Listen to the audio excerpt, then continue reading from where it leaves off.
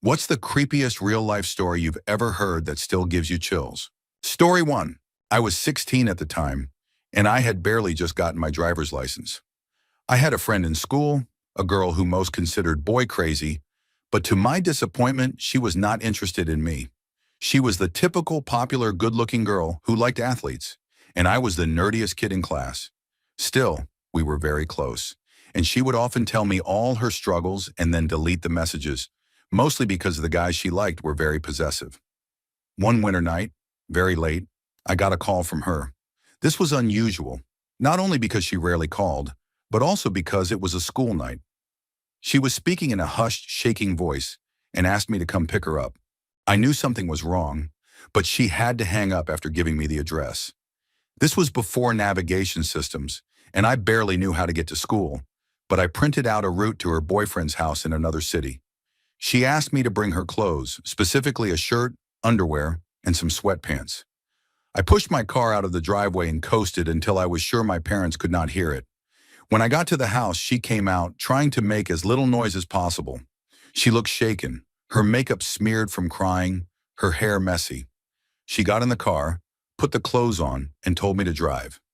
I asked what had happened, but all she could say, without breaking down, was that she had gone to her boyfriend's birthday party and woke up like this, with no memory. She woke up in the middle of the room with him and his friends, also unclothed. I took her home and then snuck back into my own house just 2 hours before I had to get up for school. We never spoke of it again. At the time, I did not think much of it, but 17 years later, having my own children and a daughter who is the light of my world, I cannot tell this story without crying. She has been married for a decade now to a seemingly good man with children of her own. We no longer talk, but I still check her page from time to time and hope she is doing well. Story 2. My grandparents are Dutch immigrants in New Zealand, and in the 1970s, they had a caravan that they used for camping trips to rural parts of the North Island. My mother and her siblings were 10 years old or younger at the time. They went way out into the middle of nowhere, near a lake in the rainforest. After the kids went to sleep, my grandparents stayed awake a while, reading and having a cup of tea.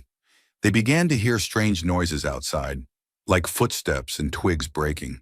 Maybe even hushed voices. They thought they were just being paranoid but started to feel uneasy. My grandfather could not sleep, and then he heard a definite footstep right outside the caravan door. He peeked out the window, but it was pitch black with no moonlight. Still, he could see the glowing tip of a cigarette being smoked by what seemed to be a tall man standing right outside the door. He also heard other footsteps moving around, even though the smoker stood still. He told me he had never been so scared in his life, but with his wife and 4 little kids inside, he had to do something. He grabbed his butcher's knife. He was a butcher by profession and had it with him, even on this family trip, and opened the door, ready to yell or scare them off. But when he opened it, no one was there, and no sound could be heard. On the ground lay a freshly finished cigarette butt. Without hesitation, he started the car. Luckily, he was already prepared to leave early in the morning, and drove the family away to stay closer to a town. This story still chills me every time I think about it. Story 3. This girl I knew once stopped answering her phone when I was calling or texting. Finally, she picked up and said she was locked in a man's dorm room at a university. I got on the phone with him, and we started arguing. I told him I was on my way to deal with it. By the time I got to campus, she had gotten out, and I picked her up. I wanted to confront him, but she begged me not to, saying he seemed really creepy. A few days later, this man somehow found my Messenger account and began threatening me, even showing that he knew my full name and address. This was back in 2005, when finding that kind of information online was not as easy.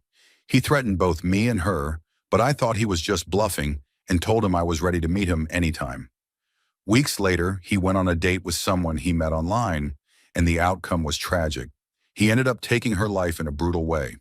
He was later arrested and pleaded guilty to avoid the death penalty. His name was John Gomer, and the media called him the MySpace Killer. Story 4. When I was 13, some older boys my best friend and I hung around with would take us out on forested, unpaved roads near our suburban neighborhood. They used to tell us that if we kept driving far enough, we would end up at a Ku Klux Klan camp. They said we would probably be fine because we were white, But if we kept going further, we would reach a biker hangout, and that was a place we should never go alone. They said bad things happened to girls there. Really bad things. At the time, we thought they were just trying to scare us, but one of the guys' serious tone made me believe he was telling the truth. They called the place Piggy's Palace. Fast forward 30 years, and that same spot was revealed to be where a serial killer had been feeding his victims to pigs on his farm. His name was Robert Pickton, one of several brothers. Many believed he was a cover for the crimes of others as well, but what is certain is that he caused terrible suffering. He was even known to go into downtown Vancouver to bring women back to the farm. Story 5. Totally unexplainable and confusing to me to this day. I want to preface this by being very clear that I am not superstitious, and I am not someone who is easily frightened or lets my mind play tricks on me. When I was 15 years old, I was at my dad's house visiting him for spring break. I was sleeping in my room when I woke up to a sound that I can only describe as someone exhaling very aggressively.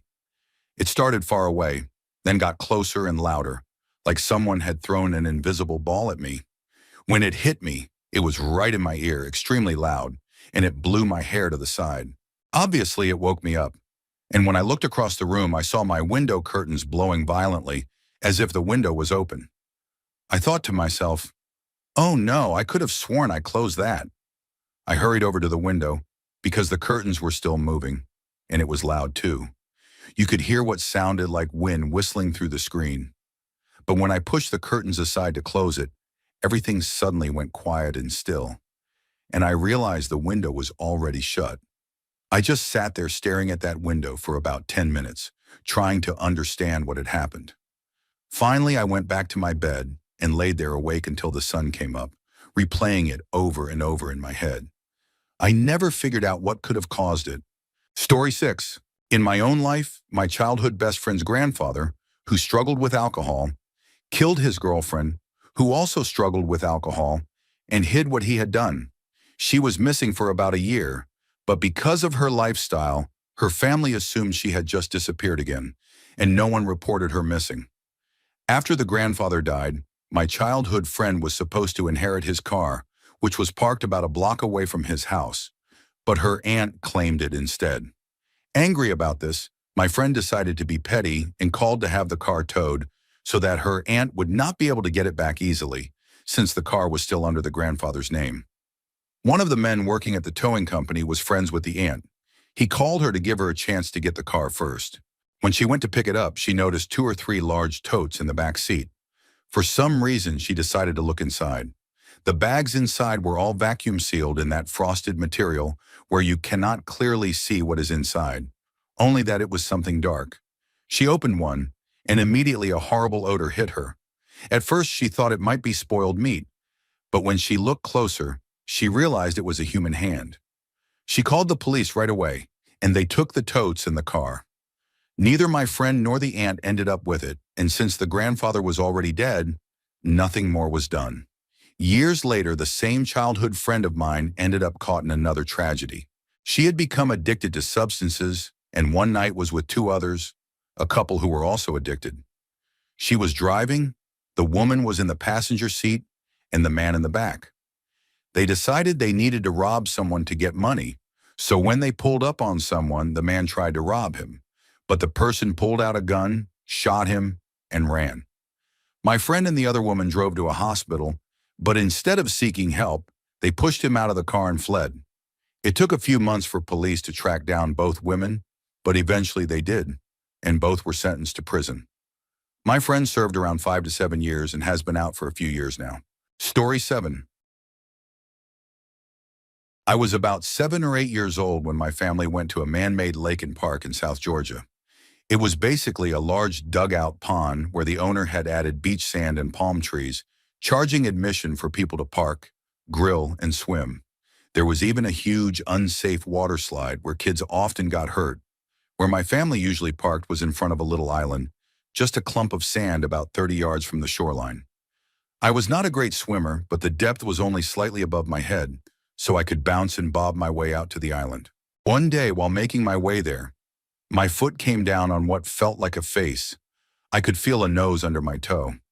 The thing I remember most is the sensation of fine hair drifting between my toes in the water. I completely panicked and ran back to the shore, too scared to go near the water again that day.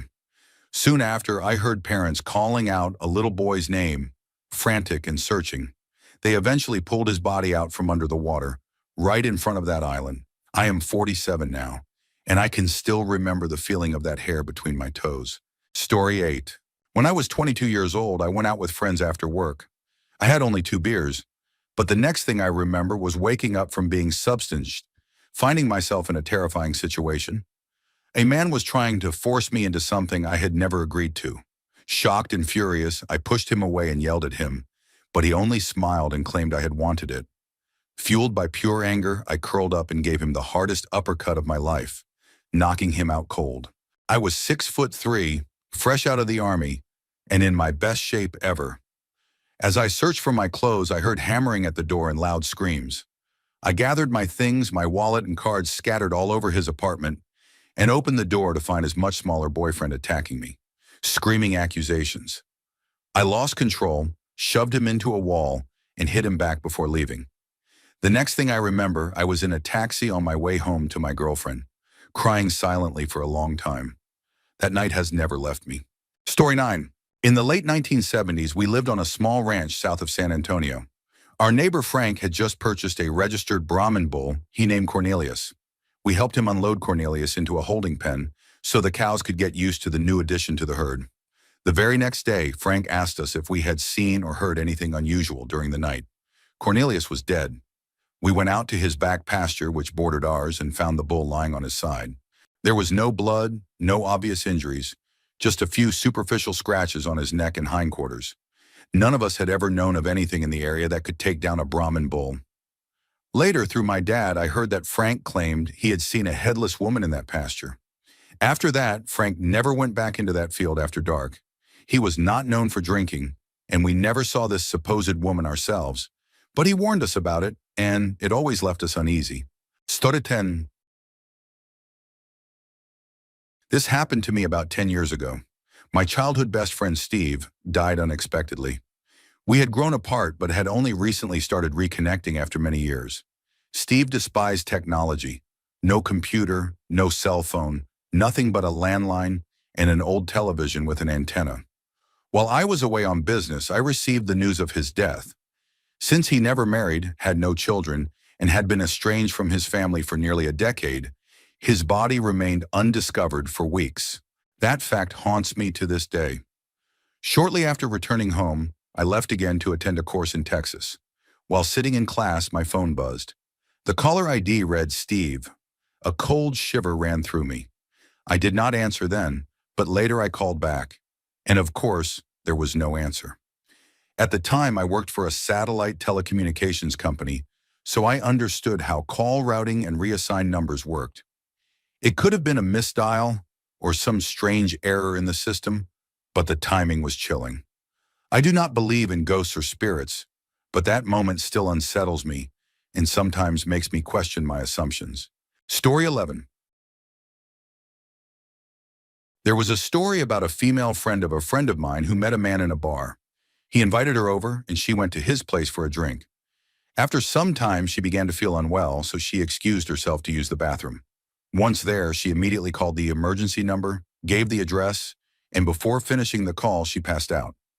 The responder realized something was seriously wrong and sent both the police and emergency services. They broke the door down, placed a bag over her head, and carried her outside. As she was being carried out, she began to regain consciousness, but still had the bag over her head. Weeks later, she started seeing a psychologist because of the trauma. What disturbed her most was not the substancing itself, but the fact that the police had put a bag over her head. She could not stop wondering what it was they did not want her to see. The police refused to clarify until the psychologist demanded an explanation, saying it was necessary for her mental recovery. That was when they revealed the truth. When they entered, the entire house was covered in plastic sheets.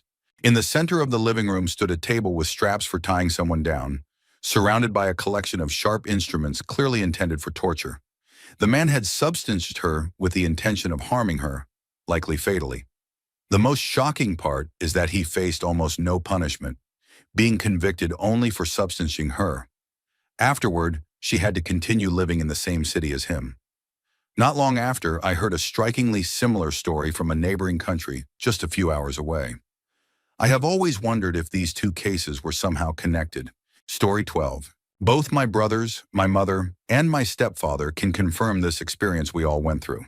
When I was between 6 and 8 years old, we lived in a very old, eerie two-story house. Because it was so large, some of my stepfather's friends lived there as roommates.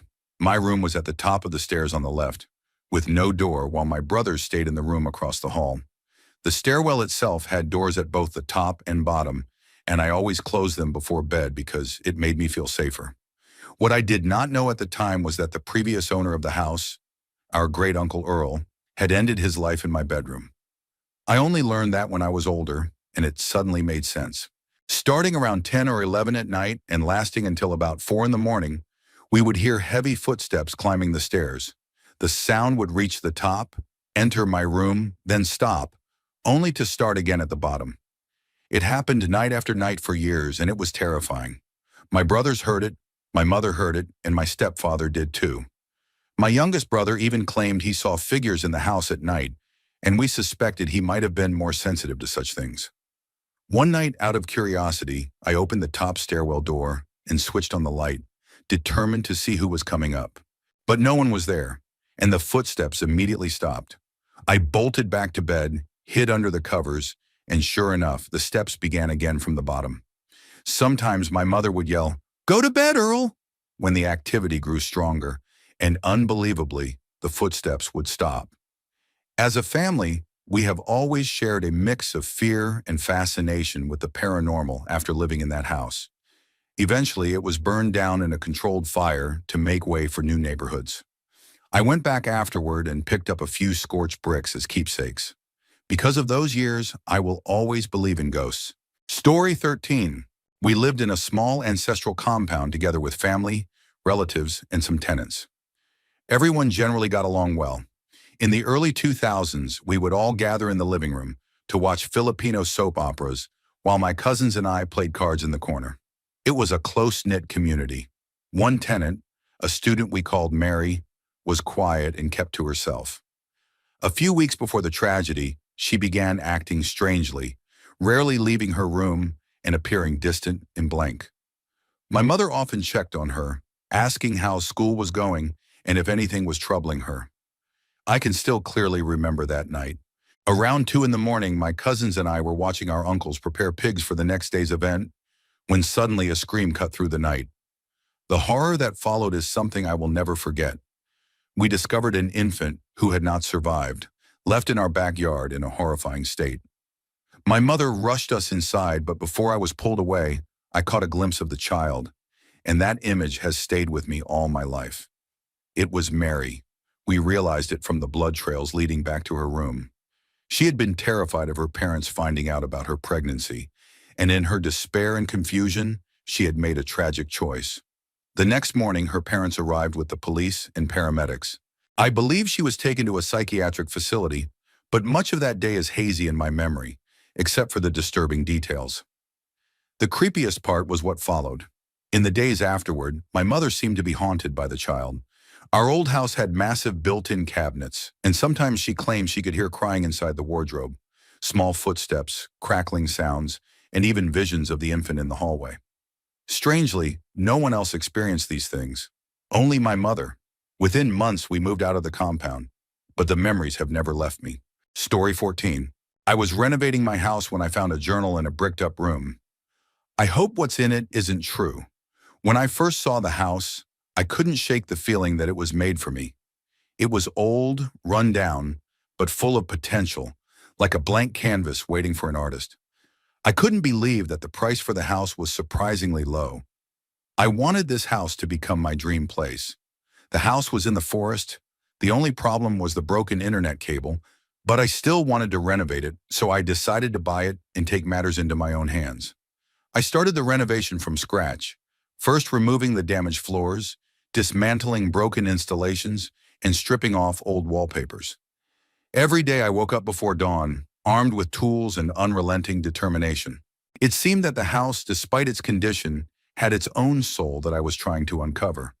Often during work, I felt as if the walls were telling me stories of the past, and its wrinkles were like traces of memories I was trying to decipher.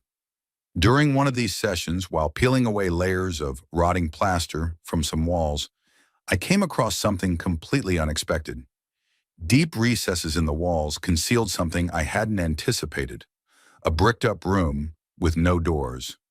I began to slowly tear down the bricks that obstructed the access until I finally managed to reveal the hidden space. Inside there was darkness and a musty smell, but I noticed something that immediately caught my attention. An old dusty journal lying on a wooden desk in the corner. I reached for the journal. The cover was worn out, and the pages were brown with age. The journal was signed with the name Tom on the first page, where there was an elegant signature of the author. I didn't have time to read the journal right away. Each day I spent hours working on the house, changing damaged installations, removing old coatings, and repairing what needed urgent attention. Time was mercilessly pressing me. Every minute was precious, and every second spent working on the house seemed to have its own significance. Only at night, when exhausted from daily tasks, could I finally sit in silence and open the journal. Then after lighting a lamp, I began to read its contents with focus. But I warn you, its content is truly terrifying.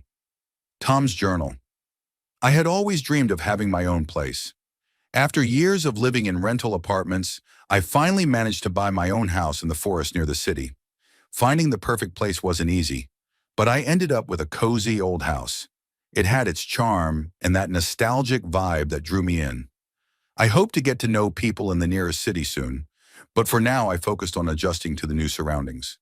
Every day I found small pleasures in daily chores, such as tending the garden or browsing through old books in the attic. Unfortunately, this idyll didn't last long. The first days were fantastic. I moved in, unpacked my things, and started arranging the space according to my tastes. I didn't have many friends in the city yet, so I spent most of my time alone. I felt happy and calm. Unfortunately, this tranquility was quickly disrupted. It all began at night, a few weeks after moving in. That evening I returned home. The rain was still pouring from the sky, and the wind howled like crazy, creating an unsettling backdrop for my thoughts. When I stepped inside, I felt the atmosphere in the house was heavier than usual. The darkness that enveloped the interior seemed denser and more oppressive. Lying in bed, I tried to fall asleep, but sleep wouldn't come. Instead, I lay listening to the rhythmic sound of the rain hitting the windows. My mind was full of tension, and every noise seemed to amplify my worries. Suddenly, I heard strange noises coming from the chimney. Initially, I thought it was just birds or some animals that might have gotten stuck in the flue. The sounds were subtle, like something moving inside. I tried to ignore it, but each night they became louder. At first, it was gentle tapping and rustling. I heard something that resembled scratching. Over time, the sounds became more rhythmic and regular, as if something was trying to escape from inside the chimney. I was sure it was something alive, but every time I tried to check, I couldn't see anything unusual. Soon after, other, more disturbing noises began to appear. I heard faint, unintelligible whispers. They sounded like indistinct voices trying to convey something, but I couldn't catch the words. Over time, these whispers became louder and clearer. The whispers spoke of things that are only spoken of in hell. One night I heard something that will stay with me forever. A scream, terrifying, otherworldly, a scream that came from the chimney. The sounds were filled with suffering and despair, as if something terrible was trying to escape, and its pain and anger were almost palpable. Each night, the noises became more complex. I felt that the whispers were accompanied by various emotions: anger, despair. I had enough of it. I decided to move out in the next few days. The next evening, after a day full of unease, the noises in the chimney reached a horrifying level. The scratching sounds were so intense that they seemed to penetrate the walls. The loud, persistent noises were like an expression of some deep rage or pain trying to break through. At one point, when I heard that terrifying noise again, coming from behind the door to my bedroom, I approached the door from which the sounds were coming. My heart started to beat faster. I knew I had to check what was happening on the other side. I looked through the keyhole but saw only darkness. However, I felt that something was wrong. Then I realized that this darkness was not ordinary darkness. What I saw were two deep, black eye sockets that seemed to be staring at me with an unnatural intensity. Suddenly, scratching began on the door, as if something was trying to break through the barrier between the chimney and my room. The claws were sharp, and their sounds were filled with terrifying determination. I tried to understand what was happening, but the feeling of hopelessness and fear began to overwhelm me. It was trying to get in. A cold shiver ran through my body, and the scratching noises turned into persistent, powerful thuds. Before I could react, the door began to shake in its frame, as if someone was trying to tear it off. The banging grew more intense, and the creaking of the door hinges resembled a terrifying, screeching wail. Finally, the door flew off its hinges with a crash and fell to the floor with a loud thud. Terrified, I watched as a figure slowly emerged from the thick darkness. Its white, almost lifeless skin was stretched over thin bones, and long, sharp claws extended from its fingers. The blackened, empty eye sockets stared at me with a gaze that was terrifying. The figure slowly emerged from the gloom, its movements both fluid and wild. A cold draft that accompanied it filled the room with icy air. Its cold, dead voice broke the silence. "You were watching." A terrifying chill filled my entire body. Fear gripped me completely, and my legs refused to move. In an instant, I felt weakness overtaking my body, and then darkness obscured all my senses. I don't remember how I fell to the floor. All I knew was the sensation of falling violently and sudden loss of consciousness. When I woke up, my heart wouldn't stop racing. I reached for my phone, dialing the emergency number with trembling hands. I decided to lie, claiming that someone had broken in. I wanted to avoid being considered insane. After a few minutes, I heard the police car arriving. The officers entered my room, their steps loud and decisive, and their presence was supposed to bring relief. However, when I showed them the damaged door and room, their reaction was different from what I expected. After thoroughly searching the room, talking to me, and assessing the situation, the police officers found no tangible evidence of what might have happened. They only noticed broken door traces and damaged frame, but found no clues that could explain the damage. After these events, every sound I hear in this house makes me tremble with fear. I'm increasingly convinced that what lives in the chimney is something far more terrifying, a nightmare from my childhood. I loaded the car with the most essential items and turned the key, but the vehicle remained motionless. I got out and lifted the hood, discovering that the engine was completely wrecked. I reached for the phone to call for help, but the internet cable was cut. At that moment, a terrifying scream echoed in my ears from deep within the forest. Now at night, I sit at the desk, trying to organize my thoughts, writing down what happened in recent days. I decided to barricade the remnants of the destroyed door with furniture, bookshelves, dressers, and all the heavy things I could find for the night. It's the only thing I could do to feel a little safer. Night has fallen as I try to record these events that are so hard to understand.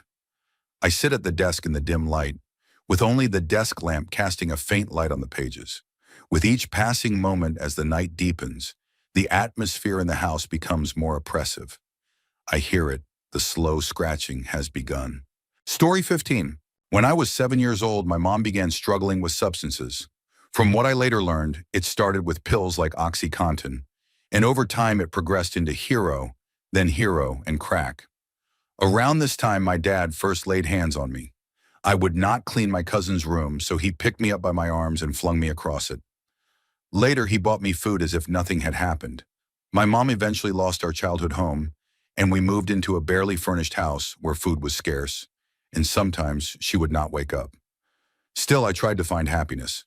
At 9, I went to live with my dad, thinking things would improve. They did not.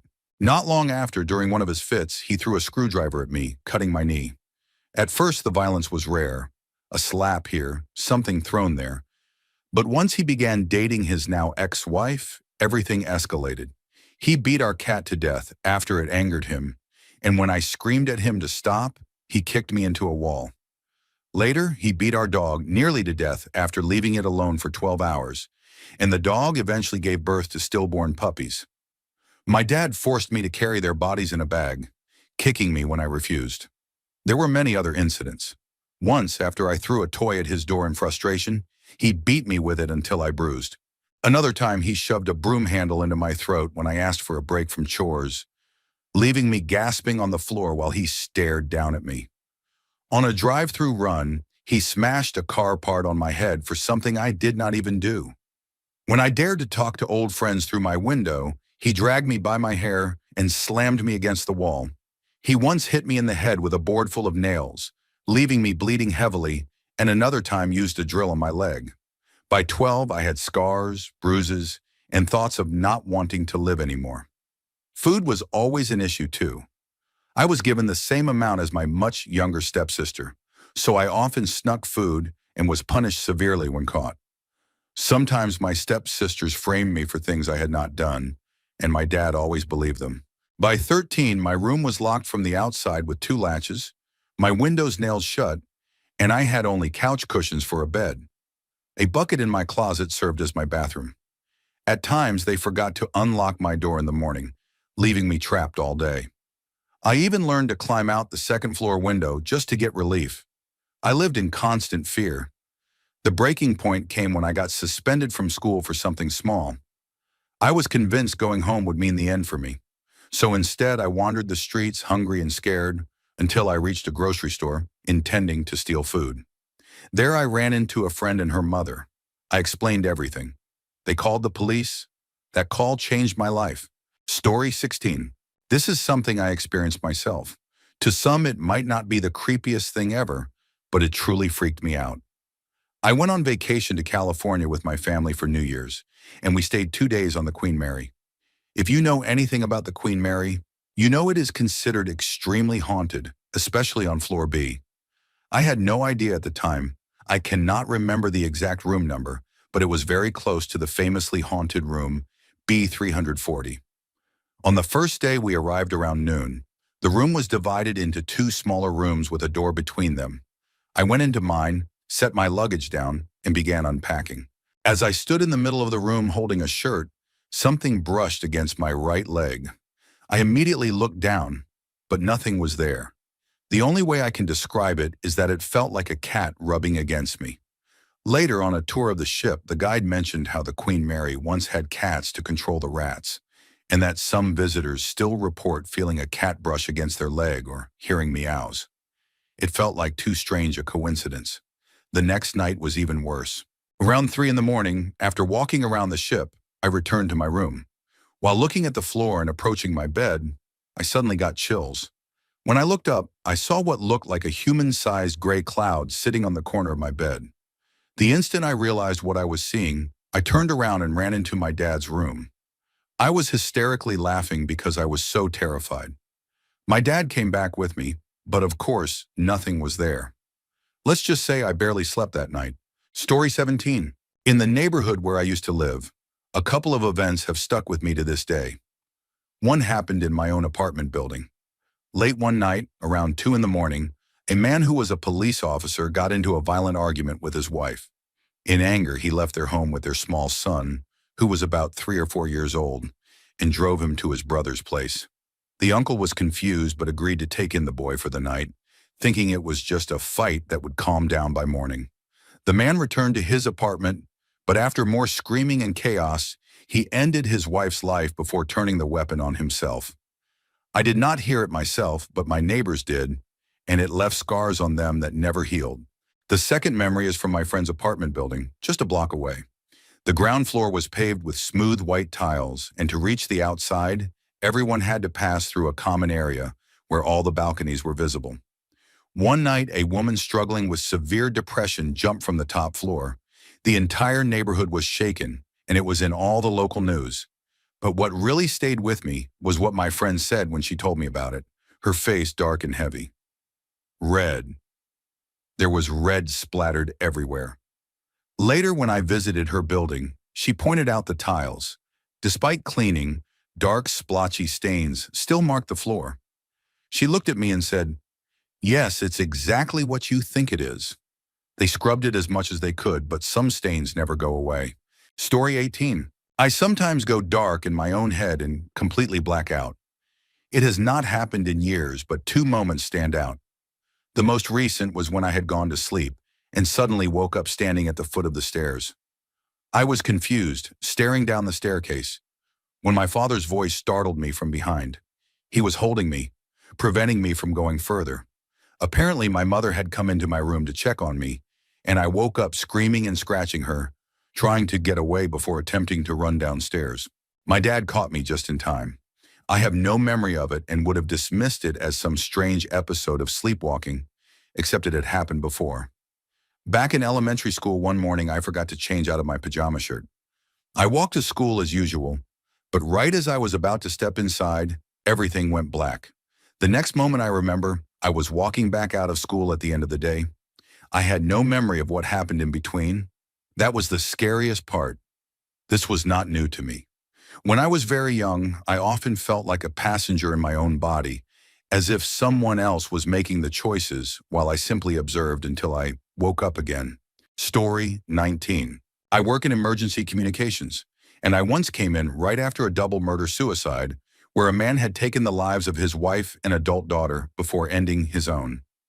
One of my co-workers had blood on his clothes from trying to help, but with no change of clothes, he worked the entire shift like that.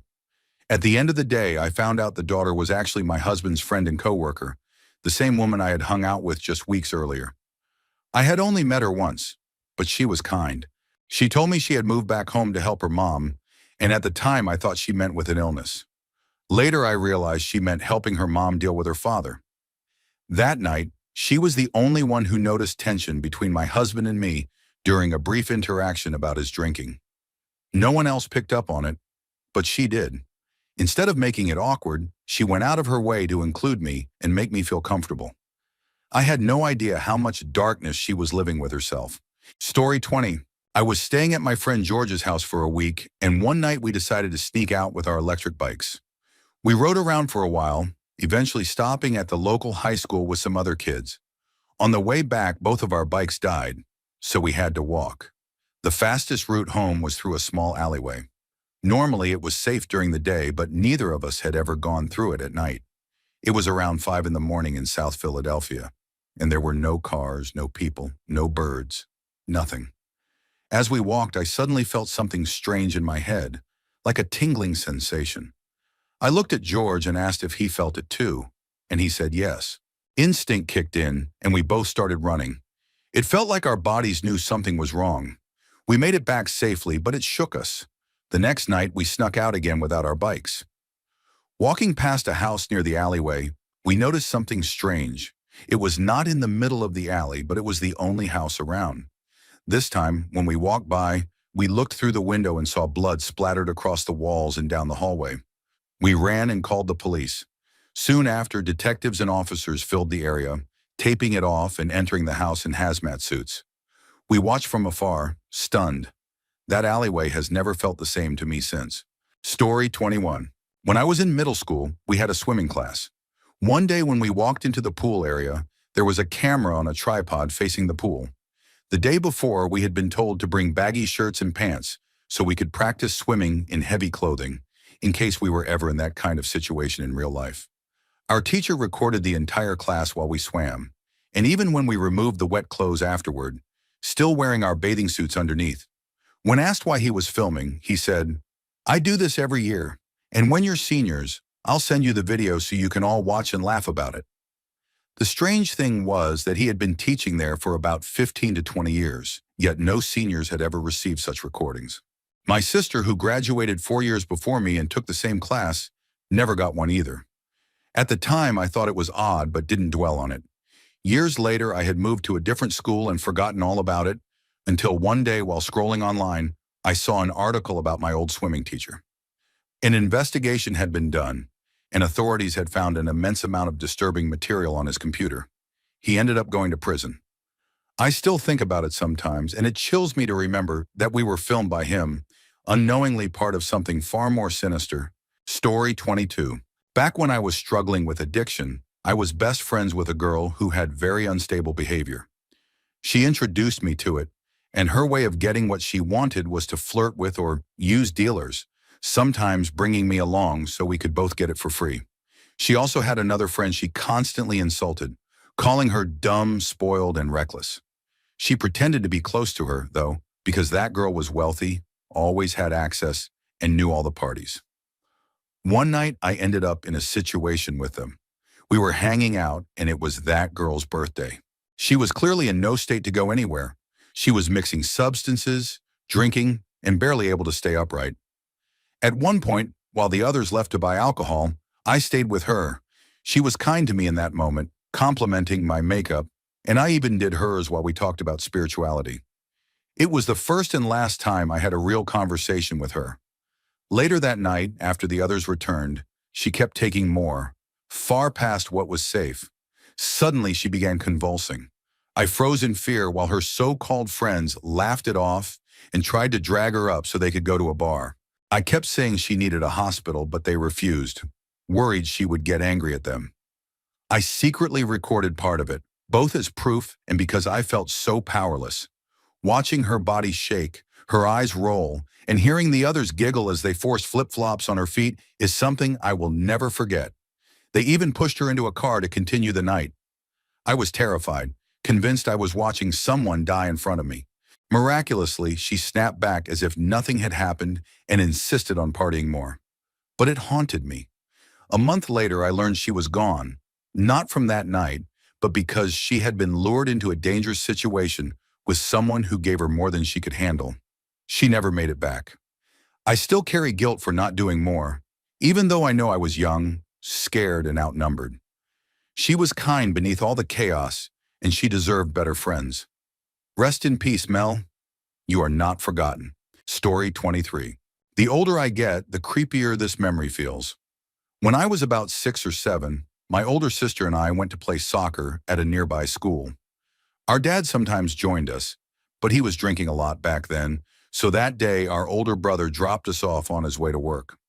My sister and I were walking the track when a man appeared.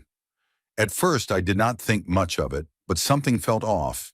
He was wearing sunglasses, a hat, and jeans, even though it was winter and only 10 in the morning. The track sat on a hill above the soccer field, and eventually my sister went down, so I followed. She was on her flip phone a lot, trying to call someone, and I noticed her tone was anxious. At one point, I climbed up on the referee's chair to play around, and she snapped at me to get down. When I looked up, I saw the same man had followed us. That was when I realized what was happening.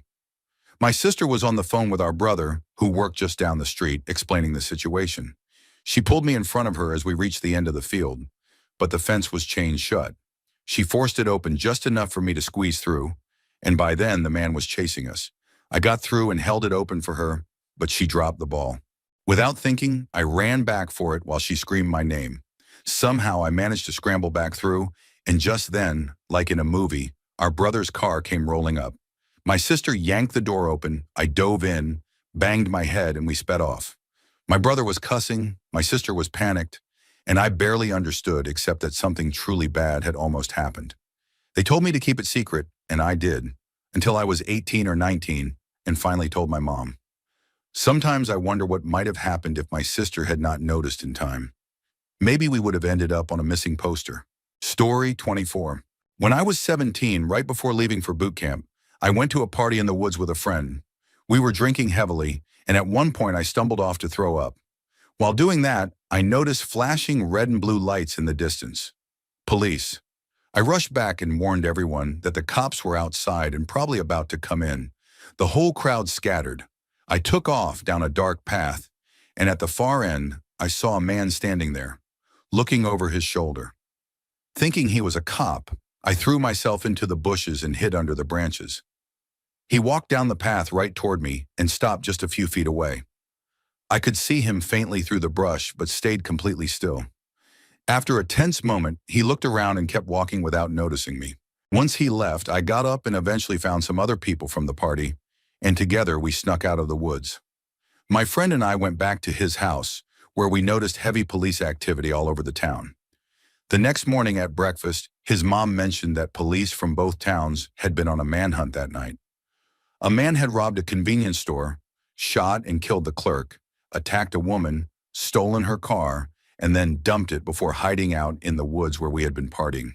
A few days later, they released his picture after catching him, and it was the man I had seen on the path.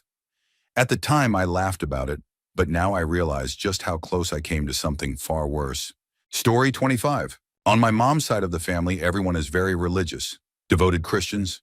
But my great-grandmother, my mom's mom, was said to be something entirely different, almost like a medium or spiritual healer. She passed long ago, yet I still hear stories about her from my mom and grandmother. They describe her as having abilities they could not explain, like making objects move just by touching them or claiming to speak with spirits. My mom once told me that when she was little, she watched her grandmother place her fingers on the edge of a table, say the words light as a feather, and the entire table lifted several feet off the ground. What makes it so strange is that these stories are coming from family members who would normally reject anything paranormal outright. No matter what house they lived in, my mom swears there were always strange events. As a teenager, she constantly heard heavy footsteps running down the stairs at night, always ending with a loud thud on the landing as if someone had jumped. Furniture would also move on its own. She recalls one night waking up to find all the dining room chairs placed neatly in the corners of the room, away from the table, even though no one had done it. Story 26. The case of Elisa Lam still unsettles me.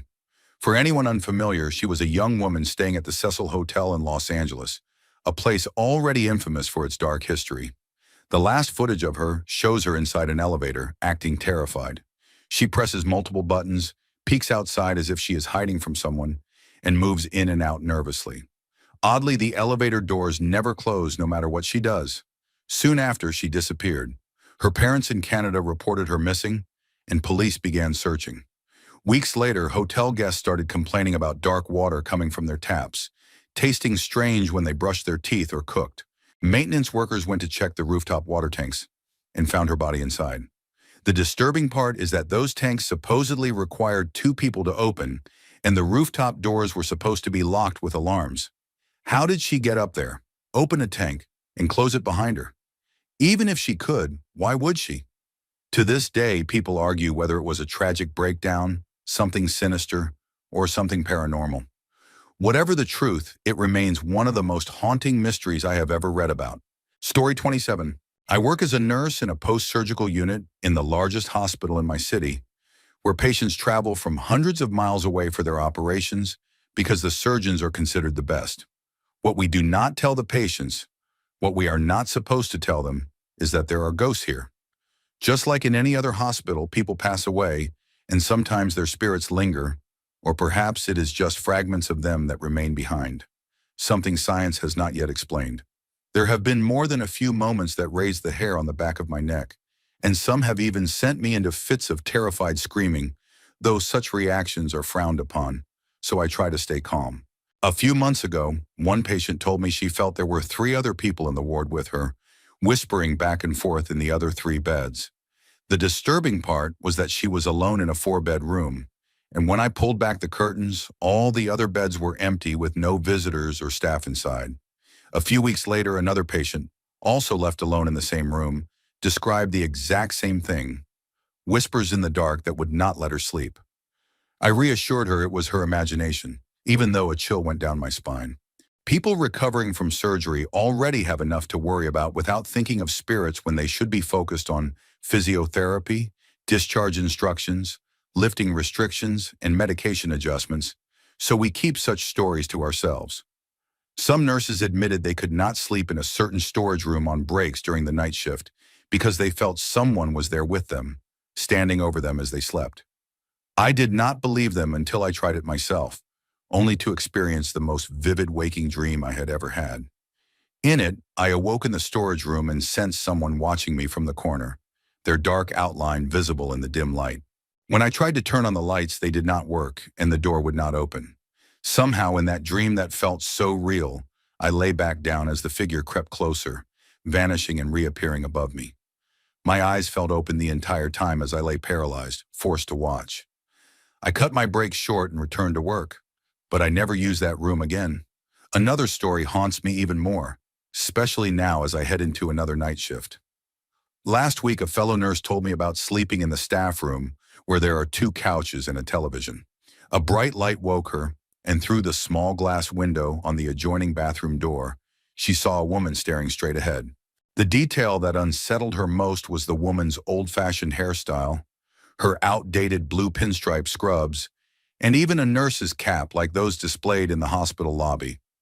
Another nurse overheard us and scoffed when we admitted we believed. But the first nurse continued her story. She had thought it was the IV nurse at first and even yelled for her to turn off the light, but the figure never moved.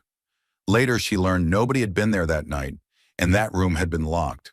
According to her, the woman matched the description of a nurse who had died in a car accident after a long shift, and an older co-worker confirmed the resemblance.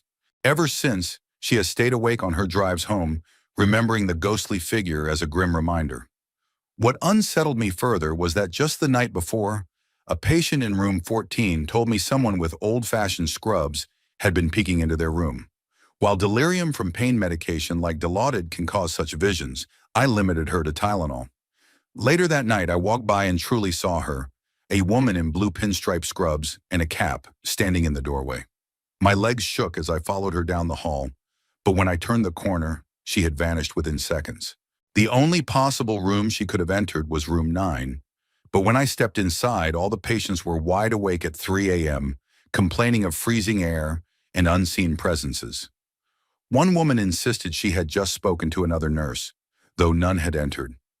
I felt something move behind me, a shadow that dissolved like smoke, and I avoided telling her the truth. That night, none of the patients in that room slept well, claiming they felt someone lying in the bed beside them. It was the same room where others before had heard phantom whispers. Since then, I have not seen the ghost nurse again, and I hope I never do. But as I head into another night shift, I cannot shake the thought of when she might show up next. Wish me luck. Story 28. It had been an unbearably long week, and I was desperate to get out of the office. Even though it was Friday night and I had been longing for fresh air since the moment I clocked in, I once again found myself as the last person left behind. The weekend was going to be long. The building was set to close on Monday and Tuesday for emergency repairs, which had been the perfect excuse for everyone else to slack off all day and daydream about their upcoming time off. Sometimes I wished I could be like them and not care, but I had been raised differently. I stayed to finish my work since there would be no chance to correct it for at least 4 days. The silence was the one part I liked about staying late. Only the sound of my keys filled the air as I completed the spreadsheet that should have been turned in Monday morning. Even the fluorescent lights above seemed tired, with only a fraction of them still lit. By the time I saved and closed the file, it was already past 8 in the evening. The windows reflected only the dim office lights, as the world outside had already gone dark. Locking my computer, I stretched, feeling my spine and shoulders ache from hours of hunching. My doctor always warned me to sit straighter, but I figured the mental toll of this job was far worse than a little muscle strain. I headed toward the elevators, nerves prickling as I passed the glass walls. At night, the mirror effect reversed, making me feel exposed, like someone could be watching from outside. Reaching the landing, I pressed the call button and poured myself a quick drink from the water cooler. When the elevator arrived, I stepped in, pressed L for lobby, and exhaled in relief, already thinking about how to spend the evening.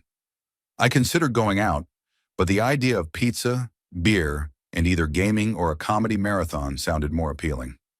I was lost in thought when the elevator jerked suddenly and came to a stop.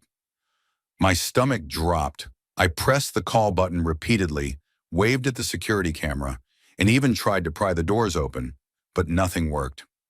Frustrated, I used my phone to call the building's number, only to be met with an after-hours voicemail. I left a message, then called 911. The operator, calm and reassuring, told me help was on the way, and even gave me the officer's name. Relieved, I settled in to wait, killing time scrolling through Reddit, but minutes became hours. Calls to 911 eventually returned only busy signals, and then my phone lost its bars. The call button glowed endlessly red, as if mocking me. Panic crept in as I tried every trick I could think of, prying the doors with my multi-tool, pushing ceiling panels in hopes of finding a hatch. But nothing worked. The minutes dragged into hours and the realization sank in. No one was coming. At 11:17, nearly 3 hours later, the lights suddenly went out. Sitting in the suffocating darkness, I realized that whatever was happening was far stranger and more terrifying than being trapped in a broken elevator. Story 29. This story comes from my mother, who grew up Catholic in a single-parent household with 4 brothers. She always told me never to touch a Ouija board. I thought it was just her being religious, but one day I asked why. She explained that when she was a child living in a detached house in England, her mother went to work one Saturday, leaving the kids home alone. Her 2 oldest brothers pulled out a homemade Ouija board they had hidden under the sink. They brought it into the living room and began asking questions. At first, the glass moved slightly, and each thought the other was pushing it. Then they asked, "If there's someone here, knock 3 times on the wall." They went silent, waiting nervously. About 20 seconds later, 3 slow, heavy knocks came from the wall next to the front entrance. Immediately, the room turned icy cold. Terrified, her brothers folded the board and threw it in the trash. But the coldness lingered. They huddled in my grandmother's bedroom until she came home. When she arrived, she immediately asked who had left a door or window open because the living room was so cold she couldn't sit there with her tea. None of the children admitted what had happened. For months afterward, the room stayed freezing no matter the weather. My grandmother brought in plumbers to check the radiators, people to check the boiler, insulation, and windows. Nothing fixed it. Eventually, the family stopped using that room entirely and started entering through the back door until they moved away. My mom only told me this story once. She doesn't go around collecting scary stories, which is exactly why I believe her. Story 30. About 10 years ago, when I was in my early 20s studying abroad in London, I booked a last-minute solo trip to Venice. I didn't tell anyone, I just went. On my second day there, I wandered the streets aimlessly, enjoying the city without a map or phone service. It began to rain, and as I tried to head back, I realized I was lost. Out of nowhere, a well-dressed older man appeared, offering to share his umbrella. We chatted briefly, and when I said I was American, he insisted on showing me a real Italian cafe, not a tourist spot. I felt uneasy but tried to be polite, so I agreed. We walked for about 20 minutes, passing plenty of cafes, but he kept saying we were almost there. The further we walked, the emptier the streets became. Eventually, we stopped at the entrance of a dark alley with no people around, only heavy wooden doors that looked like private residences. With a strange grin, he gestured for me to walk ahead. My entire body froze. My gut screamed not to go. I quickly lied, saying I was late to meet a friend at my hotel. He pressed me to continue, but I held my ground, turning back toward the busier area. He followed me for a while, trying to convince me, but eventually I managed to lose him. To this day, I don't know if he was harmless or if something much worse would have happened had I gone down that alley. But I am certain of one thing. Trusting my instincts that day may have saved my life. Story 31. Another memory from our old creepy basement still haunts me. When I was 13, I was sick and begged my mom to let me stay home from school. My 11-year-old brother was also unwell, so she agreed. But only if we hid in the basement so my stepdad wouldn't know. The basement was unsettling, full of outdated furniture and an eerie atmosphere. We went to a room where my aunt used to hang out, planning to sleep until our stepdad left for work. I fell asleep, but soon my brother woke me, panicked, and screamed for me to close the door. He said he had seen a huge, furry creature that looked like a human-sized cat in the basement bathroom. He swore it had leapt from the dryer and was moving toward us. I thought he was imagining things, but then I heard scratching sounds along the wall, slowly moving toward the door. Suddenly, something began knocking, lightly but in a strange rhythm. Knock, knock, scratch. Knock, knock, scratch. Terrified, I started crying and pounded on the ceiling for my mom to come. The knocking grew louder, and my brother kept describing the hairy figure. We were too scared to move and eventually just curled up, trying to block it out until my mom finally came down around noon. We bolted past her, desperate to escape. Even years later, my brother avoids talking about it. Whatever it was, it left both of us deeply shaken. Story 32. When I was working on a construction site, a black cat often lingered around, fed by most of the workers. One man hated it, always trying to chase or kick it away. One day, as he was feeding wood into an industrial chipper, the cat clawed his leg. Startled, he lost balance and fell into the machine. Though it was shut off quickly, he was torn apart, and the look on his face still haunts me. Another memory comes from childhood. I was outside playing when a man jumped from the 6th floor of our building. The sickening thud when he hit the ground was unforgettable. He twitched for a moment, then lay still. The image has stayed with me, and with my friends, ever since.